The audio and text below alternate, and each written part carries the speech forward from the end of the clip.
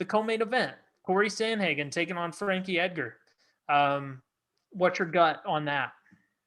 It's a great fight. Very competitive fight. The stakes are a lot of ifs. I have a lot of ifs coming out of it. But in terms of the fight itself, a lot of people are just saying like, man, Corey Sandhagen's this new breed. He's a young kid. He's gonna just blow Frankie away. He's gonna obliterate and dust him.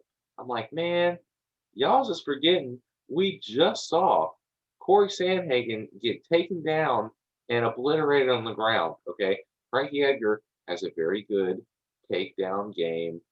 So 3 round fight, very important. This would have typically been a main event 5 round fight, but got 3 rounds to work. I am very excited about it. Now, the stakes with these if questions, right? Corey Sandhagen's another guy that finds himself in a weird position because of that really bad loss to Aljo, and it just happened. So it's like, if Aljo beats Aljo gets the belt by beating Jan, that's bad news for Sandhagen. He's not getting a title shot and a win over Frankie Edgar.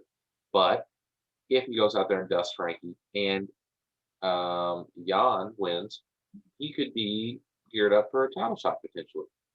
Now, you were just kind of discussing this division mostly working how it's supposed to.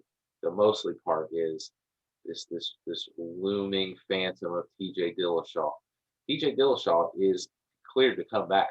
There have been no discussions with the UFC. They don't seem interested in him at all for whatever reason right now. But Peter Yan is out here talking that that's the next guy he wants to fight. So yeah, there's a lot of ifs. There's a lot of ifs going around. Now you've got um, after that draw in at flyweight, you've got Cody Garbrandt saying he's just not going to go down anymore. He's just going to stay at 135. He's wanted to fight Aldo. Yeah, it's a wild time at 135. What are you thinking? Yeah, I think 135 is honestly in a pretty good spot. Just the number of options available, because here you have Sandhagen and Frankie Edgar. Edgar, a win over Sandhagen. I feel like it's a no-brainer. He gets a shot if Dillashaw is unavailable, because Dillashaw is not calling for a title shot. He's calling for Aldo, just like Dillashaw He is shouldn't calling for get it. I Aldo. mean, it's he shouldn't get it coming. No, he should. You're right. He shouldn't. And UFC doesn't seem to. Have It's just the any hit. sport. The sport moves so fast, man. And I genuinely just, I don't think that the hardcores are the only ones that stick around. And when a fighter is gone for a while, the general public, who primarily makes up the viewers of the sport, the casual people who just tune in to the big card, whatever it is, when a guy's gone for a while, they just forget. Yeah. They just forget, or they're new. They're new. They're new fans, so they just don't know. Dillashaw's been gone for 2 years, so I think that when the UFC crunches some numbers on what a Dillashaw led pay per view against a dude with a non white guy name, it, it probably doesn't trend too hot. I'll I, just say that. I also think So they have a little resentment of how things ended with him, and then have them having to get Bantamweight back together, and then getting double crossed again by Cejudo afterwards, and then having to start over again. And they finally get the belt on somebody now that's actually going to stay at that division and defend the belt. And they're like, look, we don't, we just, after 2.5 years, we just got the division working again. And from the issues that Dillashaw caused, I don't think they're very interested in immediately getting back in business with him for the belt. yeah, I mean, like I said, you have other options too. You have Dillashaw taking on Casey Kinney, Cruz. so that's that's what I meant. Cruz taking on Casey Kinney. The winner of that is in a position to take on one of these former champions that's in the that's one thing that I think is really defining bantamweight right now. You have your young fighters on one side, you have your Sandhagens, you have your Aljos, you have your Jans, But then you have the legacy guys. You have Aldo. You have Garbrandt. Garbrandt he's a former champion. You're in legacy camp land. Yeah. Dillashaw, former champion, legacy camp land, and Cruz, former champion. So in the top of the division, and then you have Casey Kinney as well. So there is a good mix of young guys, and there's a few. I don't have the rankings pulled up in front of me, but there's more young guys who are all going to have the opportunity to get signature wins over former belt holders, which is ultimately a big deal when you're looking to establish yourself in the top of a division, to conquer a guy who's already conquered it all. So, I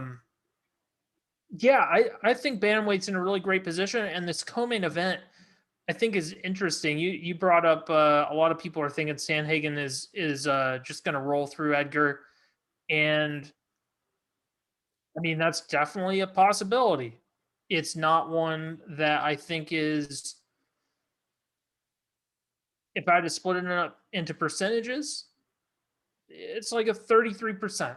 It's like a third likely to have. Like that is the bout could go one of three ways. That's one of the three ways it could go. I'll tell you this. I was on um, a betting site that I use that I won't shout out because they don't officially endorse us. But I was on my local betting app this morning. I was looking through the fights coming this weekend, looking at and just kind of scoping out who I was going to bet on, right? And I noticed that Cory Sandhagen is a 4-1 favorite over Frankie Edgar. So any betting peoples out there, there's some decent money to be had on a Frankie Edgar. I personally, 4-1. You'll recall Frankie Edgar in his last fight, a main event against what's his name, was also a massive underdog. I won a lot of money betting on Frankie Edgar that night because for whatever reason people thought he had no chance at 135. They're writing the man off. I'm telling you, Frankie Edgar's not done yet. That dude's got some left in the tank. I would not be surprised if Frankie Edgar pulls of off course he has stuff left in the tank. A Yair Rodriguez type performance where he takes Cory Sandhagen down against the fence and just blasts his face. Dude, like, am I pretty confident that it's thank goodness it was only 3 rounds, right? Yeah. Am I pretty confident that Edgar is probably going to get clipped in 15 at some point in 15 minutes? Yeah. Like every fight for the past 15 years. I'm pretty confident that he's going to get clipped. Am I pretty confident that Sandhagen can then put him away? No, I can't. No, I can't sign off on that. I also don't see him being able to submit Edgar. Who has submitted Edgar? No one, right? Yeah, that's it. No one submitted that guy, right? And typically he'll get clipped. He'd only been knocked out once against Zombie. That was it. Only time he'd been knocked out. He got knocked out. Other one was Ortega. Oh yeah, you're right. Right. So he has been shut off before, but it wasn't Cory as Sandhagen hitting like that. I don't think so. Huh? I don't think Cory Sandhagen's hitting like a Korean Zombie.